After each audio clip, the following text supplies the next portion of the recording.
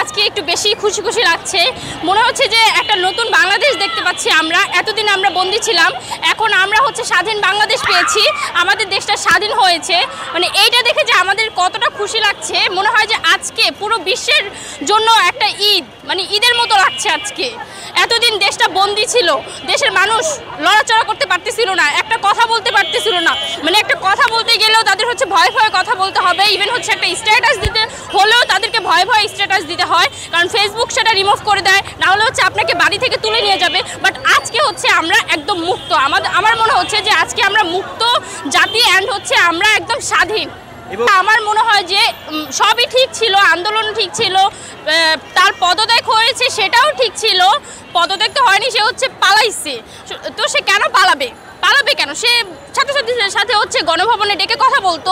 সে যদি হচ্ছে সত্যি তার হৃদয়ে মায়া থাকতো, বা এই যে এতগুলো শিক্ষার্থীর রক্ত ঝরেছে, যদি তার ভিতরে এরকম ক্ষোভ থাকতো, তাহলে সে কখনোই পালাতে পারতো না। সে কেন পালাইছে? তার তো পালানোর কোনো প্রশ্নই আসে না। সে কেন পালাবে? আর সেটা বড় কথা না, সবই ঠিক ছিল, আন্দোলনও ঠিক ছিল। মাঝখান দিয়ে শেখ হাসিনা পদত্যাগও করছে। মাঝখান দিয়ে কি হয়েছে যে আমাদের ভাইয়েরা প্রাণ হারাইছে, আমাদের বোনেরা প্রাণ হারাইছে, কতগুলো মায়ের বুক খালি হয়েছে সেটা বলার বাহিরে। এত মেধাবী স্টুডেন্টগুলো না হলেও রাতে পাখির মতো মানুষ মারা হয়েছে। আমি জানি না, আমি আজকে কথাগুলো একদম টোটালি সাহস নিয়ে বলছি, কারণ আজকে প্রত্যেকটা বাঙালির মুখে আমি হাসি দেখতে পাচ্ছি। মনে হচ্ছে যে নতুন করে আমরা আবার দেশ ফিরে পেলাম। এইটা হচ্ছে স্বাধীন দেশ। এতদিন যেটাতে ছিলাম ওইটা স্বাধীন দেশ মানে কোনোভাবেই ছিল না। আজকে যেটাতে আছি ওইটা হচ্ছে স্বাধীন দেশ। আমরা হচ্ছে স্বাধীন দেশের স্বাধীন নাগরিক। আজকে থেকে আমার মনে হচ্ছে এই সরকারের জন্য মানুষ হচ্ছে দুমুঠো ভাত খেতে পারতো না, একটা সামর্থ্য অনুযায়ী হচ্ছে তারা খাবার খেতে পারতো না।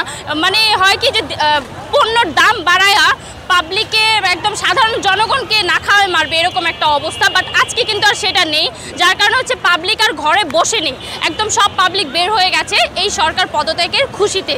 তো এই ব্যাপারটা কিন্তু খুবই ভালো লাগছে। আর আমার কথা আমি একটু ক্লিয়ার করি, আমাকে অনেকেই বলতেছিল যে আপু আপনি আন্দোলন নামেন, এটা সেটা।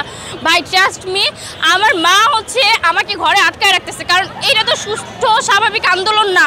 এখানে গোলাগুলি হচ্ছে, মারামারি হচ্ছে, মায়ের বুক খালি হয়ে যাচ্ছে। তো সেই জায়গা থেকে আমার মতো এরকম অনেক মানুষ আছে যারা গুলির ভয়ে, মানে হওয়ার ভয়, সন্তান হারানোর ভয়ে মায়েরা হচ্ছে সন্তানদেরকে বের হতে দিচ্ছে না। তো আমার মাও যে সেই জায়গা থেকে কোনো অংশ কম না, সেটা আমি আজকে আপনাদেরকে বলছি।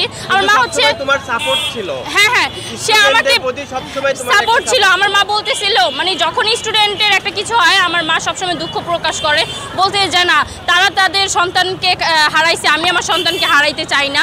আজকে আমি আমার মায়ের কথা শুনিনি, একদম টোটালি হচ্ছে ঘর থেকে বের হয়ে চলে আসছি। কারণ কতদিন এগুলো হচ্ছে মুখ বুঝে হচ্ছে সহ্য করবো, আজকে একদম দরজা ভেঙে চুরে হচ্ছে চলে আসছি। আমার মায়ের কথাও শুনিনি। আমার মা তো চিন্তায় পুরো মরেই যাচ্ছে, কারণ এটা সুস্থ স্বাভাবিক আন্দোলন না। বাট আজকে হবে সুস্থ স্বাভাবিক আন্দোলন। আজকে কোনো অন্যায় আমরা হতে দিব না।